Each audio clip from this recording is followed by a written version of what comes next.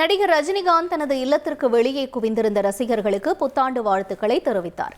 ரஜினியை காண குழந்தைகள் முதல் பெரியவர்கள் வரை ஏராளமான ரசிகர்கள் போயஸ் கார்டன் இல்லத்தின் முன்பு குவிந்தனர். பலத்த போலீஸ் பாதுகாப்பு போடப்பட்டிருந்த நிலையில் வீட்டை விட்டு வெளியில் வந்த ரஜினி ரசிகர்களை பார்த்து கையசைத்து வணக்கம் சொல்லி புத்தாண்டு வாழ்த்துக்களை தெரிவித்தார்.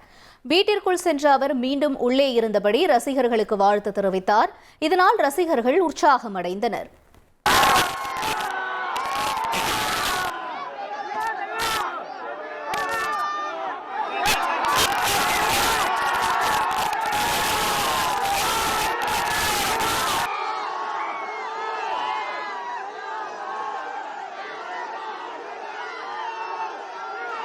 எனக்கு தலைவர் ரொம்ப பிடிக்கும். இன்னைக்கு கிட்ட போய் பார்த்தேன்.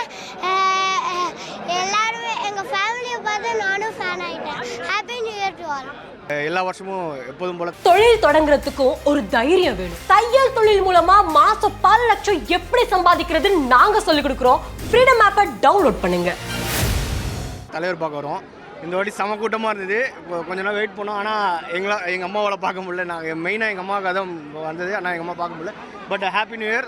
ஃபஸ்ட்டு டேவே தலைவர் பார்க்குறது அந்த வருஷம் ஃபுல்லாக சூப்பராக இருக்கும் சார். 45 வருஷமாக தலைவர் ரசிகர். போன வருஷம் வந்தால் கூட்டம் கம்மி, அந்த வருஷம் நிறையா கூட்டம், ஏகப்பட்ட கூட்டம். தலைவருக்கு ஹாப்பி நியூ இயர். தலைவர் ரஜினிகாந்த் அவர்கள் ரசிகர்களை மாதத்தை ஒரு தடவை இல்லை வருஷத்தை ஒரு சந்திக்கணும். ஏராளமான ரசிகர்கள் இருக்கிறாங்க, லேடிஸ் இருக்கிறாங்க, ஜென்ட்ஸ் இருக்கிறாங்க. அவர் பண்ணுறது தவறான ஒரு மேடை போட்டு ரசிகர்லாம் இவ்வளோ பாதி பேர் முக்கால்வாசி பேர் பார்க்கல. அவர் பார்த்து கொண்டு இருக்கணும். தயவு செய்து ரசிகர்கள் ரஜினி லேடிஸும் சரி ஜென்ஸும் சரி இந்தமாரி கூட்டம் வந்தால் எங்கே பார்க்க முடியும்? இவர் வருஷம் அந்தமாரி பண்ணியிருந்தா தனித்தனியாக பார்த்தா விடல. வருஷம் இந்தமாரி பார்த்து 6 மணியோ 7 மணியோ 10 மணியோ வீட்டுக்கு தெரியாமல் வந்து அவரை பார்க்கறதுக்கு நிற்கிறான். இவர் ஒரு தரிசனன்றது கோயிலில் சாமியை கூட பார்க்க மாட்டோம். இவரை பார்க்க வந்தால் பார்க்க முடியல.